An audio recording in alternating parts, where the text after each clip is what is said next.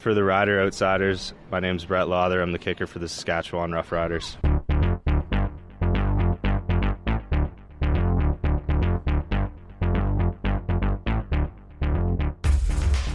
Welcome to the Rider Outsiders, where we talk CFL football and your Saskatchewan Roughriders. I'm Mitch Wiles with Dylan Robson, and joining the cast this week, a self-proclaimed genius of the Canadian football, my brother, Bryce Wiles. Hi, nice to be here. Glad to be here with Rider Outsiders. Bryce, glad you could join us. Dylan here. You know what? I'm excited to talk football. I think you guys are. Let's get started with some quick hits. 2018 may be the year of the backup quarterback. After 3 weeks, Saskatchewan, Winnipeg, Montreal, and Toronto have all lost their number one quarterback. The question, out of all those teams, who is the worst off? Dylan? Yeah, I'll get started on that right away. After being at that football game the other night there, I'm going to have to say Saskatchewan Roughriders don't seem to be in a very good spot right now. And I'm going to say that, yeah, there's a lot of bias that goes into that statement. But hey, come on, Riders, figure it out. Bryce? Yeah.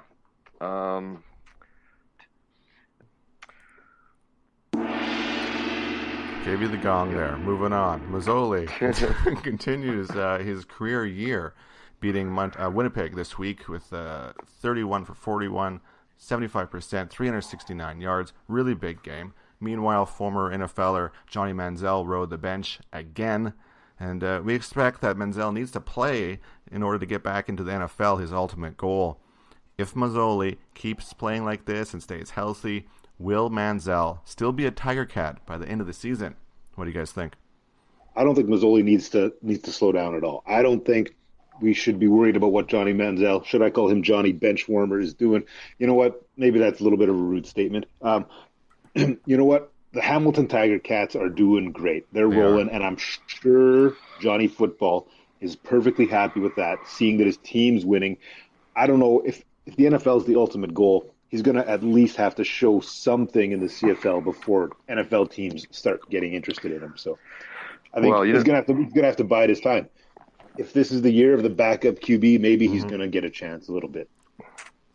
Well, he might get in there, but I don't see him going back to the NFL. It seems like the NFL is made up of giant quarterbacks. They're like 6'3". They're, big time athletes, big time arms, and he's just maybe just a little bit small for the NFL. Not a bad point, but don't sigh into the microphone. Moving on. Number 3, the Riders cut Travis Bond, and he was quickly picked up by Edmonton. But receivers Rob Begg, Chad Owens, and Bakari Grant, you're still sighing into the microphone. I can hear you breathing. The receivers Rob Begg, Chad Owens, and Bakari Grant are still free agents after being cut by the Riders after training camp. Will any of these ex-Riders get picked up by another team this year? You know what? I can see Rob Begg's situation. I can see that teams might not be interested in him. He's a little bit older. He's had 2 knee surgeries. I know he trains hard and he's talented and everything like that. But I could see teams maybe taking a pass on him. I would love to see him still playing. However, when it comes to Bakari Grant and Chad Owens, like to me especially Chad Owens, I don't know why there wouldn't be a team picking him up, even in Montreal. When he finally played, he was playing great at the end of the last season. Yeah, right. Yeah, and maybe there's some issues, some injury-prone issues there, but yeah, I'm surprised that all 3 of those guys are still waiting for offers right now. If I had to pick one of them, I'm thinking Rob Begg, being Canadian, will likely get a chance somewhere later in the season when a receiving core gets a little bit low on Canadians. Bryce, what do you think? I could see it happening, but he's definitely injury prone, and he came back from that injury. He's been healthy for a number of years. Yeah, but he's in his 30s. Yeah, he's getting up there. He might be a little bit past his prime. But still free agent, right? So still nobody has pulled the trigger as of now. Okay. Well, that's it for quick hits, and that means we're going to get into what was the game. Riders versus Montreal. It was a 23-17 loss. The Riders were favored by 10.5 points. What went wrong? Dylan, what are your thoughts? You were at the game. What are you thinking? Yeah, I was at the game, and boy, were we excited for like the first half of the first play of the offensive football there, when that ball went flying up in the air right into the arms of Marcus Thigpen and then proceeded to bounce right out of his arms. And you know what? That might have just set the tone for the game right there. And as a fan, you're sitting there, you're watching, you're thinking to yourself, wow, he caught that. That's huge. But he didn't. Did he just jinx us? Did he just jinx us for the rest of the game? Is that what it's going to be now? Like that? Did that set the tone? And you know, it very well might have. And then I think Thigpen dropped another one later in the game as well. So not very good return to the football field for Marcus Thigpen. And then what else went wrong? Well, Duron Carter playing defense. I tell you, how many penalties? 3 penalties, 2 of the major penalties, like 2 major bombs given up to him. One of them a touchdown. Like, I don't even know where to begin on Duron Carter. And then, as almost to insult, they put him in like the last couple of drives because we're desperate for a receiver. Well, they put Duron Carter in at the very end of the game on receiver because apparently we were short on receivers. Maybe they could have started Duron Carter on receiver if we were short on receivers. You know, it's shocking to me. I don't know what's going on there. Yeah, I think Chris Jones says he was trying to add a spark there on offense, and that didn't work, right? So as a backup cornerback or halfback there picked off that ball in the fourth quarter against Duron Carter. It was an ugly game for Carter, unfortunately, and also ugly for penalties.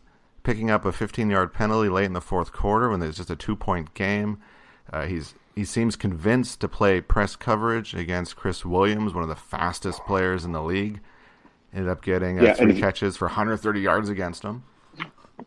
If you watch that one touchdown that Carter got burned on, I mean, you just watch that. It's we said Chris Williams, right? Mm-hmm. He ran and then took one sidestep, and that's it. That's all it took. Yeah, I get it. He's fast, and you make a good point. Why is Duron Carter covering their number one receiver? You know, maybe Duron's not ready for that. Yeah, we have Jovan Johnson, Carter might be, right? Like, I don't understand.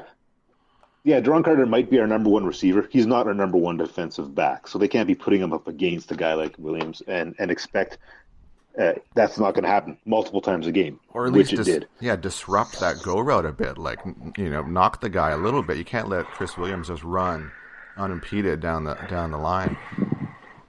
Well, I'm hearing some sign from Bryce. Yeah, you want to chime in on Duron Carter? No, I think everybody's kind of can see what's happening with Duron Carter. I mean, it's obvious. Why are they playing him there? And why isn't he just a receiver?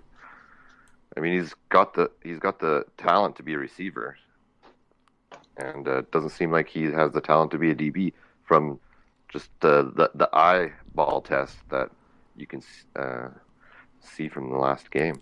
I understand. Yeah, you make a good point, because the point you're making there is that everyone can see it, you know, and Jones apparently doesn't see it, but he's the coach, so I mean he does see it, but he's seeing it from a different perspective. But I mean, when it boils down to it, Chris Jones is being stubborn. I mean, there's no other way around it.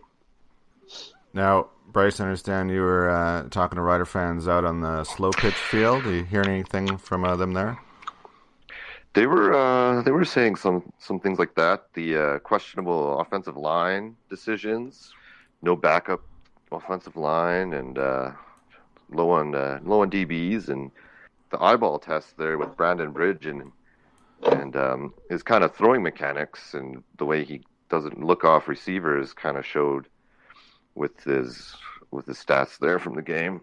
Well, 2 interceptions and. Let's get into Brandon Bridge there. As you say, 2 interceptions, went only 8 for 18, 44%. And he ran 3 times only for 5 yards. That's pretty poor outing there. What do you think of Brandon Bridge there, Dylan? Well, you know, I'm always amazed when our quarterbacks don't pump fake. You know, I see all quarterbacks across the league doing a pump fake every now and then. And it prevents footballs from getting batted down at the line. And, you know, and I can't remember if it was Brandon Bridge or if it was Watford or if it was both who had a ball batted down at the line. But I mean, that basic stuff, it just gets so frustrating. Brandon Bridge last year played with that fire. He just was like, he's like playing for his life, playing for his job, and then he comes in, he has a whole week to prepare for the big start, and he comes out flat. And what is it? What changed since last year? Is he trying to be more composed now? Is that what he's doing? Because if so, that takes an edge off of his game, if you ask me. We talked about it again last week and probably the week before. Bridge needs that exciting football. He's got to play exciting football to win the game. And that doesn't mean standing in the pocket and waiting for the receivers to get open. There was even a play where and I can't remember where it was, but it was right before he got pulled. He faked a handoff, looked at receivers, and there was no receivers running routes. Not that they weren't open, there was no receivers running routes. The receivers thought it was a running play. The quarterback thought it was a passing play, and Bridge had nothing left to do but to eat a tackle. And it's like preparation. What's going on there? Very frustrating.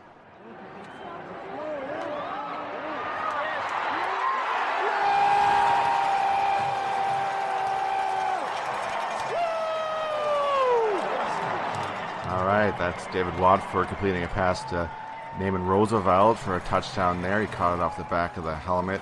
Quite the catch. So, guys, David Watford came in after halftime to relieve Bridge. What'd you think of his play? Well, you know what? The first thing I noticed about Watford right away was how composed he was. He made a few mistakes that might have cost us the game for sure, but it was his first CFL appearance, and you know what? Expect some mistakes to be made. That touchdown pass was an example of that composure. He saw the one-on-one with receiver. He was covered. He calmly, composed, threw the ball up in the air and left it up to Roosevelt to get it. That's not something you necessarily see. I mean, it was. I guess rookies do that from time to time, but the calmness that he just releases that ball with, and the calmness in the pocket, Watford impressed me. I'm just going to say it right off the bat. Watford impressed me. Just running through his stats, Watford 10 for 22, 45%, 108 yards, 1 touchdown, 2 interceptions. So similar to Bridge. However, as you say, it's Watford's first game. Bridge has been around for 4 years, which definitely makes some people question, who should you go with? Who should we invest time in at this point? Is Bridge still learning? Does he still have a high potential? Bryce, what do you think of David Watford? I thought he looked good. I thought he had a nice tight spiral. Yeah, nice looking balls. I think he had a better throwing mechanic than Bridge. Bridge seemed to be like more of a guy who needs to scamper outside the pocket to make things happen, where I agree with Dylan there that Watford was a little bit more composed in the pocket. You're getting pretty far down on the depth chart there, and like how much of the playbook does he know, Did we answer that question in the quick hits? Who's the worst off out of the teams playing backup quarterbacks? I said the Riders because just of how disappointed I was with the game. But, the other teams could easily be in a worse off position. Montreal maybe, but yes, it's between us and Montreal, I think. Another thing with Watford I'm going to say is that there was it would have been near the end of the game there when we had the ball. It was close to the 10-yard line, maybe the 12-yard line or something like that. And Watford goes for that sneak. You look for receivers, goes for the sneak, and oh man, he could get that Kerry Joseph touchdown. You know what I'm saying?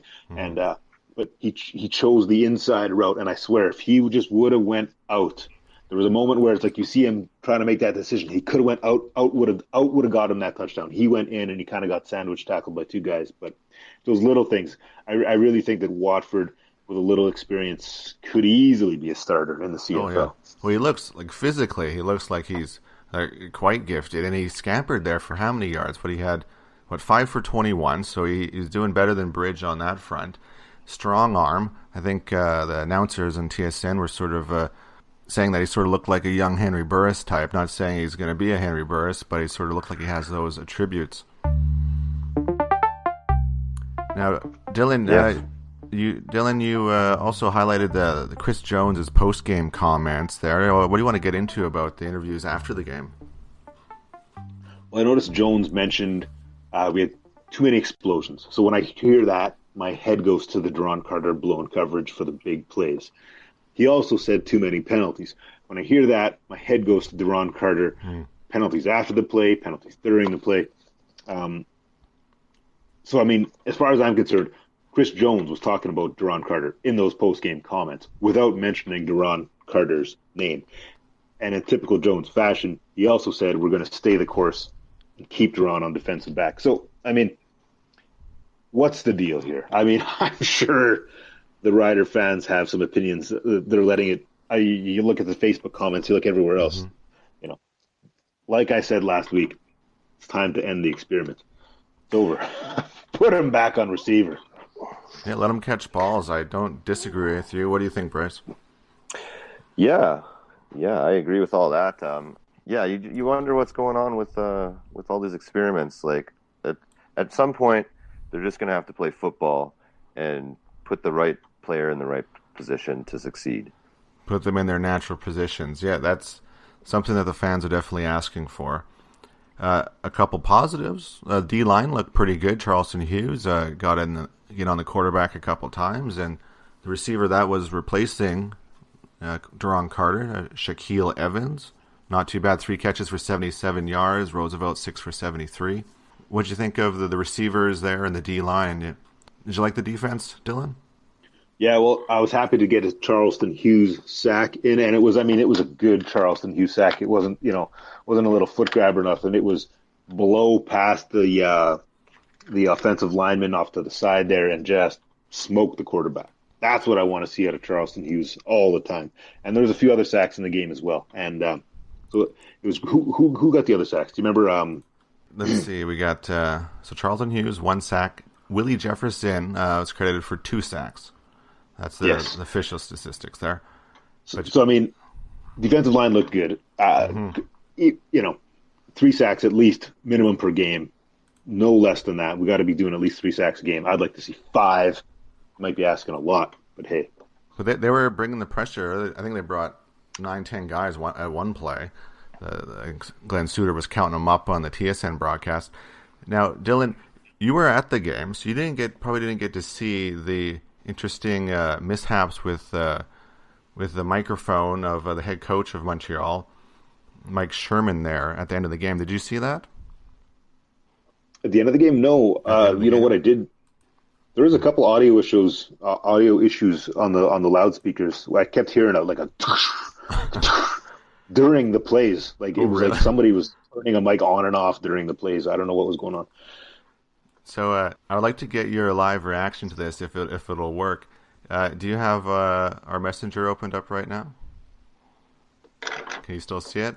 There should be a Twitter video of Mike Sherman. Let me get to it. Just as the game was wrapping up. I wonder if you could sort of explain what you're seeing, maybe call what we're seeing there. Let me play this. Okay, so he's putting the mic down through his shirt. His whole headset goes through his shirt. Now it's kind of tangled around. It's wrapped up. Okay, so he's got like a halter top going on here. A lot of belly button showing. He's not wearing an undershirt. So we've got some old man belly happening here, and so he's still tangled. Now he's calling in for help. He's calling for help. He's got his nephew there, I think, and I don't know what's going on. Still, almost got it, though. So he's coming through the bottom and the top at the same time, actually. And I think he's pulling something out of his pocket. Okay, he's got it. So, hey, 43 seconds to get that headset off. Yeah. Was that before or after the Gatorade shower? That was before the Gatorade. I think he was getting ready for the Gatorade shower about 10 seconds left in the game or something like that. He was panicking. He was panicking. Oh, he must know the camera's on him at this point, yeah. Shower's coming. I got to get the headset off. So, for those Riders fans watching at home, it was something to sort of raise you out of the darkness of losing to Montreal.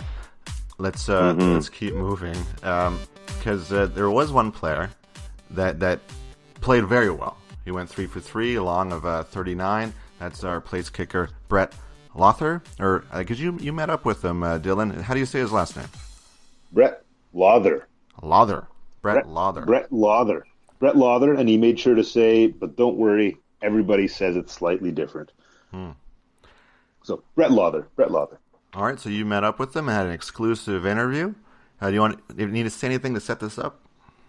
Well, you know what? It was right after practice. The boys, they were hot. They were working hard all practice. The sun was beaming down. Lauther had just finished doing a couple of kickoff practices, nailed about a 45-yard field goal as well, and then pretty much practice ended. And then he came right to the sideline for the interview. Here I am, Dylan Robson, with an exclusive interview at Saskatchewan Roughriders sidelines at practice with Roughriders place kicker Brett Lauther. Brett, nice to have you on the show. Yeah, I appreciate you guys having me on. So you're here at practice, new team. You've been here before with the Saskatchewan Roughriders, but how is it different this time around for you? I guess it's a little different with having the starting role instead of being ready all the time in practice and stuff like that. They have a nice new stadium here. Just the small things like that, but I don't really let it affect what's different. I just still prepare the same each week as if I was playing or not. So one thing that always fascinated me about that place kicker position is, you kind of alluded to it, is sort of being on the sidelines and then having to be ready sort of just like that, So can you just sort of give us a little perspective on what it's like to be watching the game, saying, oh, maybe they get a little closer, maybe a little closer, okay, I'm ready to go, get out on the field, and how do you prepare mentally during the game for that? Yeah, the game, it's a long time, and with the half times, the pregame and everything else, it's definitely more mental. You just have to stay ready at all times on the sideline. Try not to get too up or get too down with the offense or defense being out or where we're at on the field. Just try to stay ready the whole time on the sideline. If I was going out to kick a 10-yarder or a 50-yarder, it doesn't really matter. So when I was a kid, Grey Cup, 1989, Dave Ridgway's, I think it was like a 35-yard field goal or something, to put the Riders up by 3 and win the Grey Cup.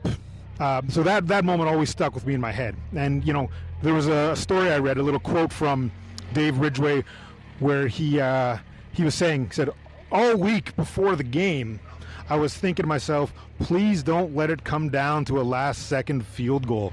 So I'm wondering what that's like for you. Do you want the game to come down to you, to show everybody that you can do it? Is that something you don't think about, or do you have another perspective on it? I'd say I guess I'm in between everything there. I hope every game we go out and we're kicking a lot of extra points. That means our offense is rolling and we're winning games, but by no means am I not prepared or ready to go out and kick a game winner. As much as it's people count the miss or make on you, it's a lot that goes into that game. There's another usually 100 plays in that game that led up to that point. So the O-line this year does a great job blocking. We got Josh and Jorgen doing a great job with the snaps and holds, and then I'm just trying to put it through the uprights every kick, whether it's a game winner or it's one to start the game. Speaking of Jorgen, did you happen to see his long snap from way up there in the stands? Were you here for that? I wasn't here for that, but I think that was the first thing he showed me when he got back to our place after he did that, and showed me a little video and stuff. It was pretty cool. He said he got it on the first try too, and he's one of the most accurate snappers in the league, so it's not too surprising seeing him do that. Yeah, so for those of you who haven't seen it, search it online, Instagram, Twitter, you'll be able to find it. Pretty cool thing. Should be a viral video by now. So I just want to get back into that idea. When it's time for you to kick, when you're on the sidelines, you see the formation, the huddle's over, ball's about to be snapped. Can you just sort of take the fans through what goes through your mind? I imagine it's hard to describe, but if you could just sort of describe what that's like for you setting up for a play. I mean, yeah, you practice, I guess, from when I started in high school to, I guess you weren't as mentally in it or knew what was going on in high school compared to university, and then the jump to here. But I don't really hear too much. It's kind of, you're pretty focused on what you have to do in the task at hand. I try to just stay loose. And like I said, too, I went out the first one this year, missed that kick, and then just reminded myself to go out and have fun again, and I started doing that. So I try not to be too serious, just have fun, go out there and try to get the job done for the guys. And so you're originally from Nova Scotia. Now you're here. Do you prefer the mosquitoes of Regina or maybe the summer snowstorm that they're having out there just recently? I do like Nova Scotia a lot just because I'm from out there and friends and family, but Regina has been very welcoming, and the fans and friends I've made out here have been great too. So it's kind of a lot like back home with the lakes and some cottages and stuff I've been to out here, and it's a little bit slower pace compared to a lot of the other CFL teams and where they're located. So yeah, I mean, it's pretty nice in both areas to be able to come to Regina and Saskatchewan and Nova Scotia as well. Were there any CFL legends, CFL players you looked up to when you were a kid watching the CFL on TV?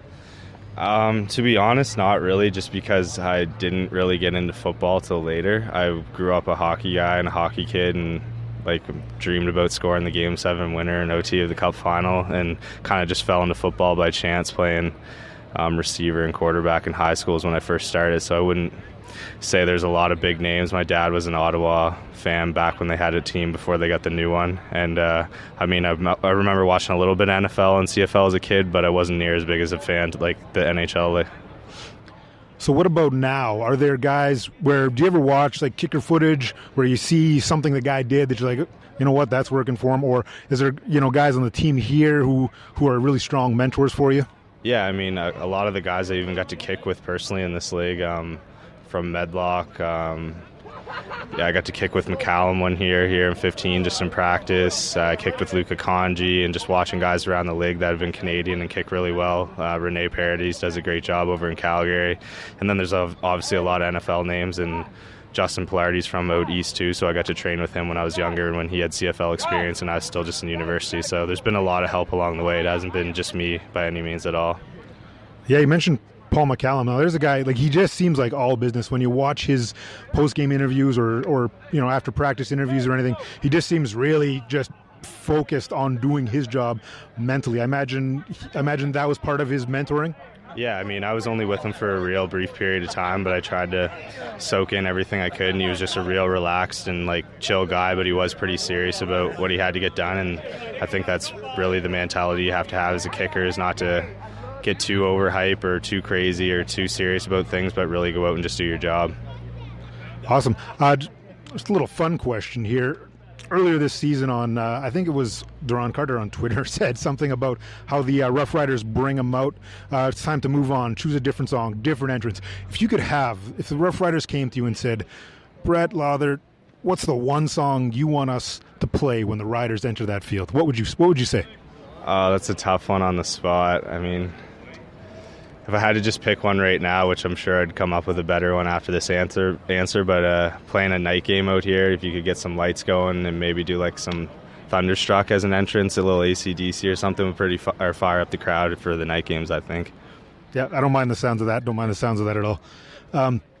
If there's anything else you'd like to add to the conversation, we got to get going, move on with the podcast. But if there's anything else you'd like to add, just with the Saskatchewan Roughriders or how you're feeling about the season.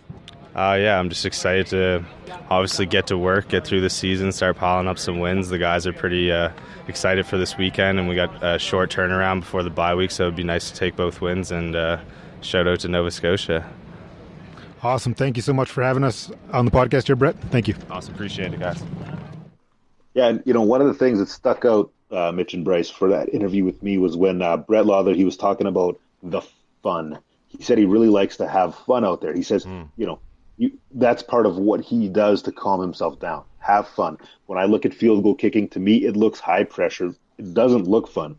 To me, it looks like the least fun job as far as position on that field, because you're coming in cold, and he kind of alluded to that as well. And then you got to look at those uprights, and everyone's watching you. But he said he just tries to remember, just have fun with this. And I think being mentored by guys like Paul McCallum to get that composure. I think McCallum was probably one of the smoothest, most composed kickers in the game, barring one bad play in his career. All right, and that wasn't the only interview you did last week. What else did you do? Well, it's pretty cool. Ran into Rod Peterson, host of the Sport Cage, and we got to talk some football there. He was really anxious to ask me about Duron Carter and my thoughts on him there, playing defense, and it was fun. It was a great chance to talk to Rod. Great chance to be on the Sports Cage. Yeah, he heard the podcast and you proposing the idea of trading him if he's not a receiver. I think he liked that take. Yeah, you know what? If anyone didn't hear it last week, basically the gist of it is this: if we're going to pay basically our highest paid receiver to be what's boiled down to a rookie defensive back, then we might as well just trade him, bring in a defensive back, and you could probably get a receiver and a defensive back for Duron Carter's trade value. So I don't want to trade him. I want him playing offense. But hey, if we're going to keep him on defense, I say trade him. Is it controversial, Bryce? Is that a controversial thing to say? Well, I think people Carter's the kind of player that you either love him or you hate him. So, yeah, you're either gonna love him when he's wide receiver, but I think people are gonna start to hate him now that he's blowing his coverage and not being maybe the best defensive player on the field. Oh yeah, the Bluebirds were coming out during Carter's mishaps. With him on defense, he can not only get a defensive pass interference, you can also get the roughing and all that other crap that he seems to get. On offense, it's mostly just that unsportsmanlike stuff, right? It seems like he can get even more penalties on defense. Where can I put Carter that he's going to get even more penalties? That's Jones. That's what Jones thinking. I don't know. Because he was definitely hurting the team with those penalties in the fourth quarter. We've gone over that. We're upset about it. He has to clean it up, and that's one reason why I guess Duron Carter's not in the NFL is that maturity. Let's move on. Suter says, that's three-time CFL All-Star, TSN commentator, and writer great Glenn Suter. Now, during the broadcast, I caught this listening to the broadcast. He said Brandon Bridge was pulled early because he is Canadian. Not because of what he was doing, but because he's Canadian, he has a shorter leash than American quarterbacks, and American quarterbacks will get a chance to play through their struggles. Do you guys buy this? Bryce, what do you think? He said it? Yeah, he said that. He said it might be controversial, but I'm going to say it. He's Canadian, and that's why he got the hook. The Canadians have a shorter leash. I mean, Suter always says a whole bunch of interesting stuff, though. I also think he comes up with the most unsuccessful nicknames for any of the CFL players. Like, I don't know if you guys remembered the Canuck truck, but that never seemed to catch on. But I don't know if I like the Canuck truck, just for the record. Yeah, we're talking about Zarka, Chris Zarka. Yeah. I don't know. I mean, well, you know what? Yeah, I'm not going to say I don't buy that myself. I look at Chris Jones. Mm-hmm. Chris Jones puts everyone on a short leash. Yeah. Even in the Duron Carter example, Duron Carter's not playing receiver, and I believe that's because Jones puts everyone on a short leash. I think everyone is a victim of that when it comes to Chris Jones. I don't think that's necessarily a bad thing. I think that is a style of coaching that does work for some guys. I'm not ragging on Chris Jones by any means, but some guys need a short leash to perform, and some teams you can use that short leash and it's effective. I don't know if it's going to be effective this year. It's too early to tell. Well, it's got to mess up with Bridget's confidence that Claros goes on the sixth game. He thinks he has a stretch now to prove himself, and he gets 2 quarters before getting yanked. We might as well go with Watford at this point, I figure. Yeah, you know what? I'm still going to start Bridge. As much as I liked Watford and as much as Watford impressed me, I'm still going to start Bridge. I don't know if Jones will, but I am. And I'm going to expect to see more out of Bridge. And I might be up front with him right off the bat and say, listen, I'm going to give you the first half. Show me something. Yeah. So it doesn't come off as, self-deprecating or whatever for Bridge. Yeah, in those post-game comments, Jones says, Bridge's eyes got too big. So I guess the moment was too much for him. All right. That weak clapping you're hearing right now means it's time for the meh of the week. All right, Dylan, who's your candidate for the meh of the week this week? I don't want to say it was the refs during this Rider game. I'm not going to say it. Though they had a lot of soft calls. But yes. So who do you have? Boy, it's tough because I do not want to say Brandon Bridge for the second consecutive week. But I don't know what else to say. Brandon Bridge, like I said, I wanted exciting football out of Brandon Bridge. Didn't get exciting football. He looked kind of scared. Maybe not scared. He just didn't look exciting. And that's what he needs to be to play the football that was having results for him last year. And so that's my meh. All right. Bryce, this is your first week for the meh of the week. So what was disappointing for you this week across the CFL? Well, the meh of the week. Oh, we're talking about Riders. I'd just say the lack of depth in the O-line for the Riders. And like some of those players are not top-notch offensive linemen, and the Riders let a lot of good guys go, Canadians too. And wasn't there that Steele guy that moved over? Well, Eddie Steele plays D-line. defensive tackle, and he was apparently the sixth O-lineman for the game. So if anyone went down, Chris Jones' plan was to bring over Eddie Steele to back that up.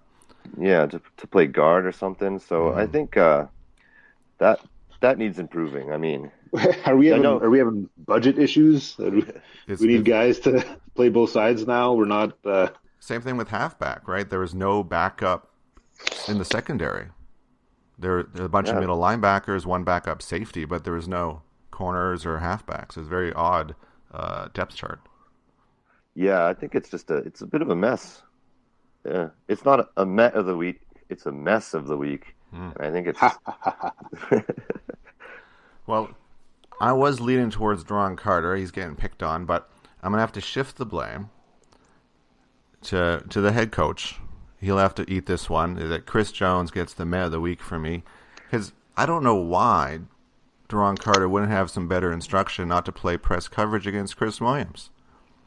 You know, like he had rookie mistakes last week. That stuff should have been cleaned up this week. I'm not sure why Duron Carter is covering Chris Williams. You know, it sounds like the three of us aren't sure why Duron Carter's on defense, period. So Chris Jones didn't impress me this week. Hopefully he'll get us a win on the short week, because we play Hamilton on Thursday. Yeah, I'd like to quickly give an honorable mention to the Saskatchewan Roughriders run game, because again, you know, I'm a big fan of the run game. Love the run game. We tried to pound it in there at the beginning of the game there, maybe even a couple times later in the second half, but the run game never got started. It was stuffed at the line for the most part, few here and there, but nothing. Honorable mention. Yeah, and there was nothing from Messam either, right? That's true. Messam was dressed on the sidelines, and I don't believe he stepped on the field. Yep. There's a lot of Met of the week, I think. And that's what happens when you lose to one of the worst teams in the league. All right, so let's quickly get to predictions here. Hamilton at Saskatchewan on Thursday, short week. Hopefully the Riders can forget about Montreal and move on to Hamilton. Unfortunately, Hamilton's firing on all cylinders. Bryce, we can start with you. Who do you have in this game? Oh, no doubt Hamilton's going to beat the Riders hands down. Dylan? Thursday night. Well, you know what? A little spoiler for all future weeks. When it comes to picking a team, I'm going to pick the Riders. At the end of the season, I'm going to have the same record as the Riders when it comes to picking Rider games. I'm picking the Riders. Picking the Riders to beat Hamilton this week. And how are they going to do it then? We're going to see some exciting football out of Brandon Bridge. We're going to see, for the love of God, for some reason, we're going to see Duron Carter on defensive side of the field, and he's going to do what Jones is expecting him to do, and that's make defensive plays. That's what's going to need to happen, because it didn't happen, and it's hurting us. Those two things alone add in a run game, and I think we got this. Hamilton, again, we're now playing the underdog issue here. Oh, yeah. So Hamilton's going to expect to win. So that's another thing we got going for us. And like you, Dylan, I'll take the Riders, and I'm hoping they put Messam back in there and just start pounding the ball and have a nice low-scoring game. And Charleston Hughes and Jefferson show up and really pressure Mazzoli and get him out of the pocket and all that type of stuff. So hopefully a nice tight game at home, and Saskatchewan pulls it off, as they like to do in the fourth quarter. Are we good to move on quickly to the other three games of the week? Yeah, got some easy matchups here, I'm thinking. All right, Friday, Ottawa, Montreal. Who do you guys got?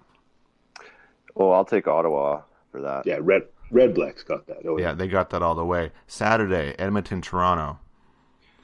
I'll go with Edmonton. Again, Edmonton, yeah. I mean, Edmonton should win that. Like, Ricky Ray's still out for Toronto, so they'll be playing their backup quarterback there, the former Edmonton Eskimo, James Franklin. He probably wants to show them what he had there, being on the bench there for a number of years.